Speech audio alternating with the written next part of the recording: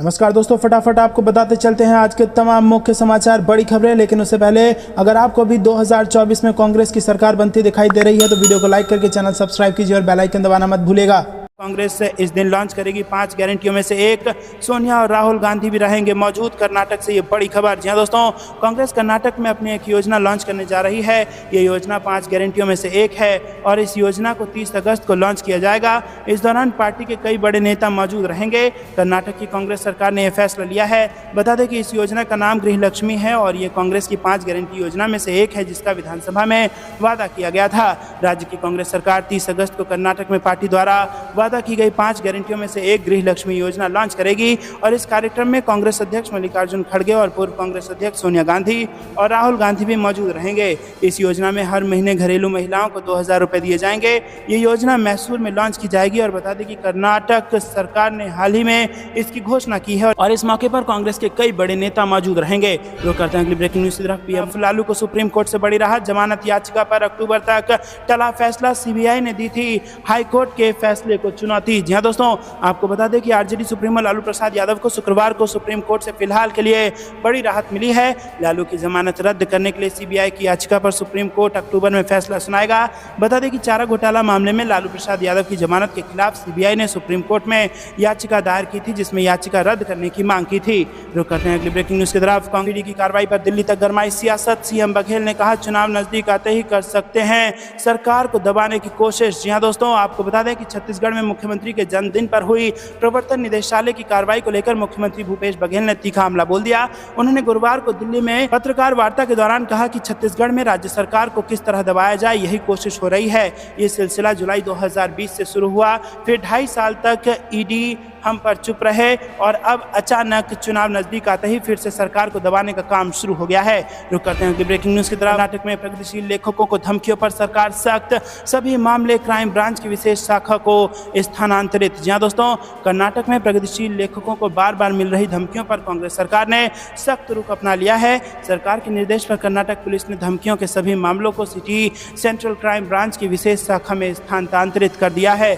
मामले की निगरानी और जांच के लिए एसीपी रैंक के एक पुलिस अधिकारी को तैनात करने का भी निर्णय लिया गया है। प्रगतिशील लेखकों के एक प्रतिनिधि मंडल ने 23 अगस्त को मुख्यमंत्री सिद्धारमैया से मुलाकात कर धमकियों के मामले पर चिंता जताई थी। सिद्धारमैया ने लेखकों के प्रतिनिधि मंडल को मामले में उचित कार्रवाई शुरू करने का आश्वासन दिया था और अब तक लेखकों को लगभग 15 धमकी भरे पत्र मिले हैं जिनमें 3 पत्र कांग्रेस सरकार के सत्ता में आने के बाद लिखे गए हैं। सूत्रों ने बताया है कि इसके बाद सिद्धारमैया के सख्त निर्देश पर डीजीपी और आईजीपी आलोक मोहन ने इस संबंध में आवश्यक आदेश पारित कर दिए हैं और इसके अलावा संयुक्त पुलिस आयुक्त और संबंधित डीसीपी को दैनिक आधार पर मामलों को देखने के निर्देश दे दिए गए हैं। रुक करते हैं अगली ब्रेकिंग न्यूज की तरफ। मणिपुर में भारी मात्रा में हथियार गोला बारूद बरामद। पुलिस ने बताया राज्य में हालात तनावपूर्ण। जी हां दोस्तों, मणिपुर में पुलिस ने भारी मात्रा में हथियार और गोला बारूद बरामद किए गए हैं। मणिपुर पुलिस का कहना है कि राज्य के हालात अभी भी तनावपूर्ण हैं। पुलिस ने बताया कि इम्फाल पूर्व और इम्फाल पश्चिम जिलों में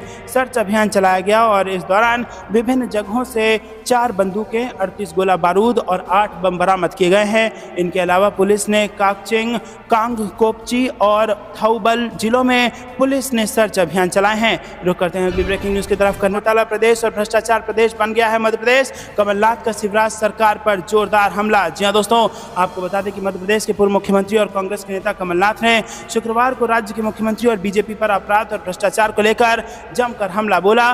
मुरैना में एक जनसभा को संबोधित करते हुए उन्होंने कहा कि मध्य प्रदेश घोटाला प्रदेश, भ्रष्टाचार प्रदेश बन गया है और अगर आप भ्रष्टाचार के शिकार नहीं हैं तो आप भ्रष्टाचार के गवाह हैं। उन्होंने कहा कि 50% का तो आपने सुना ही होगा, हर चीज में पैसे दो फिर काम लो। इससे पहले राज्य में आदिवासी पर हो रहे अत्याचार को लेकर भी कांग्रेस नेता ने शिवराज सरकार को घेरा।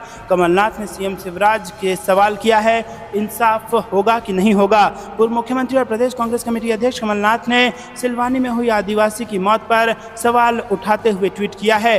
दोस्तों, रुक करते हैं अगली ब्रेकिंग न्यूज की तरफ। देखते ही देखते एनडीए का हो गया सुपड़ा साफ। इंडिया अलायंस जीत के बेहद करीब और इस सर्वे ने उड़ा दी भाजपा की नींद। जी दोस्तों, आपको बता दें कि लोकसभा चुनाव में अब महज कुछ ही महीने का समय बचा हुआ है और इससे पहले राजस्थान, मध्य प्रदेश समेत कुछ राज्यों के विधानसभा चुनाव भी हैं। और दोस्तों, इन 4 राज्यों के चुनाव को 2024 के लोकसभा चुनाव का सेमीफाइनल माना जा रहा है और जिस प्रकार से हिमाचल प्रदेश और कर्नाटक के चुनाव में कांग्रेस पार्टी ने जीत दर्ज दर्ज की है। अगर यही मोमेंटम कायम रहा तो मध्य प्रदेश, राजस्थान, छत्तीसगढ़, हरियाणा सरीखे बड़े राज्य यहाँ पर कांग्रेस के कब्जे में होंगे और इस सेमीफाइनल को अगर जीत गई कांग्रेस और इसी मोमेंटम को लेकर 2024 के लोकसभा चुनाव की तरफ अगर कांग्रेस अप्रोच करती है तो कहीं ना कहीं दिल्ली की गद्दी बेहद निकट इंडिया गठबंधन के है। क्योंकि दोस्तों आपको बता दें कि लगातार जो प्रकार के सर्वे सामने आ रहे हैं वो इन चारों राज्यों में कांग्रेस पार्टी की जो वोट शेयरिंग है उसमें जबरदस्त उछाल की तरफ इशारा कर रहे हैं।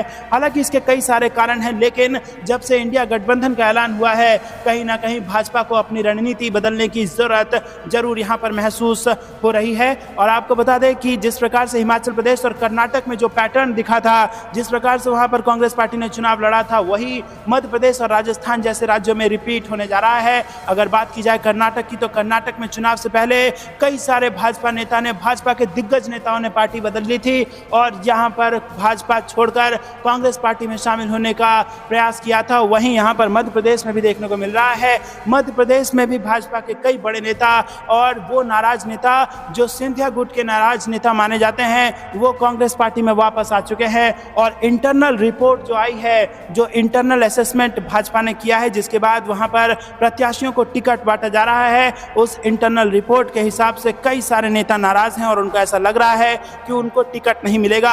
और दोस्तों आपको बता दें कि जिन नेताओं की जमीन पर अपने कार्यकर्ता हैं, अगर उन नेताओं को टिकट नहीं मिला तो भाजपा के अपने ही वोट बैंक में सेंधमारी हो सकती है और वोट बैंक आपस में बंट सकता है, जिसका नुकसान अंततोगत्वा भाजपा को ही उठाना पड़ेगा। आपको क्या कुछ लगता है किसकी बनने जा रही है सरकार? कमेंट में जरूर बताइए। वीडियो अभी तक के लाइक नहीं किया है तो लाइक जरूर कीजिएगा। रुक करते हैं अगली ब्रेकिंग न्यूज की तरफ। लद्दाख के लोगों की जमीन छीनकर अडानी को देना चाहती है मोदी सरकार, हम मोहब्बत की दुकान खोल रहे हैं, करगिल में राहुल गांधी की दहाड़। जी हां दोस्तों, कांग्रेस के पूर्व राष्ट्रीय अध्यक्ष राहुल गांधी ने फिर से एक बार अडानी को लेकर भाजपा पर निशाना साधा है। उद्योगपति अडानी के लिए लद्दाख के लोगों की जमीन छीनना चाहती है भाजपा, ऐसा आरोप लगा दिया है राहुल गांधी ने।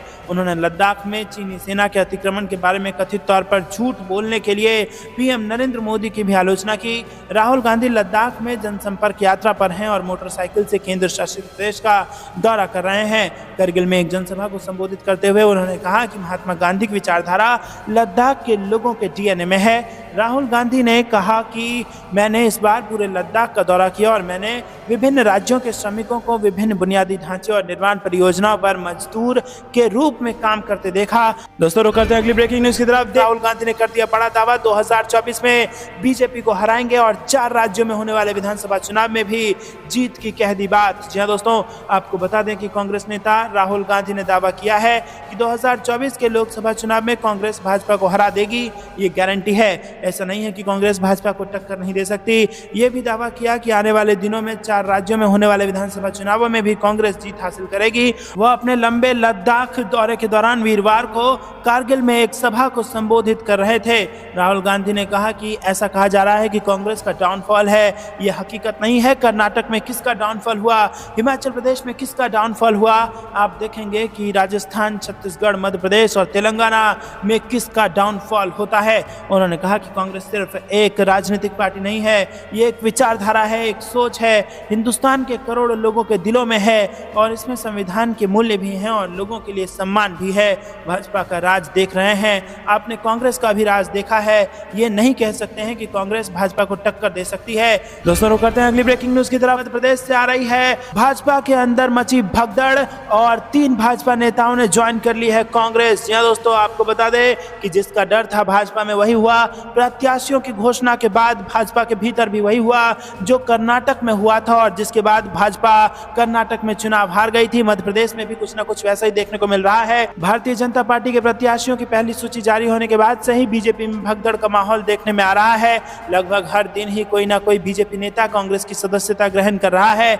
आज भी सागर निवाड़ी और शिवपुरी के बीजेपी नेताओं ने अपने समर्थकों के साथ प्रदेश कांग्रेस कार्यालय पहुंचकर बीजेपी की सदस्यता ग्रहण की है। सुबह से ही प्रदेश कांग्रेस कार्यालय में बीजेपी कार्यकर्ताओं और समर्थकों का जमावड़ा सा लगा हुआ है। बता दें कि अब से 6 दिन पहले भारतीय जनता पार्टी द्वारा 39 विधानसभा सीटों पर अपने प्रत्याशियों की घोषणा कर दी गई है और खास बात यह है कि 39 सीटें वो हैं जहां बीजेपी 2018 में चुनाव हार गई थी। और दोस्तों यहां पर जैसे ही सीट की घोषणा हुई, टिकट की घोषणा हुई, वैसे ही भाजपा की नींद उड़ाकर 3 भाजपा नेता ने कांग्रेस पार्टी को ज्वाइन कर लिया है। जी हां दोस्तों, क्या आपको भी ऐसा लगता है कि इन तीनों नेताओं को कांग्रेस में संभावना दिख रही है और ये भी ऐसा जानते हैं कि कांग्रेस की सरकार बनने जा रही है। कमेंट में अपनी राय जरूर बताइए। वीडियो अभी तक लाइक नहीं किया तो लाइक कीजिए। आपको बता दें कि सिंधिया समर्थक समंदर पटेल भी इससे पहले कांग्रेस ज्वाइन कर चुके हैं और सिंधिया के गढ़ में भाजपा को नुकसान होने की संभावना है। आपको क्या कुछ लगता है कमेंट में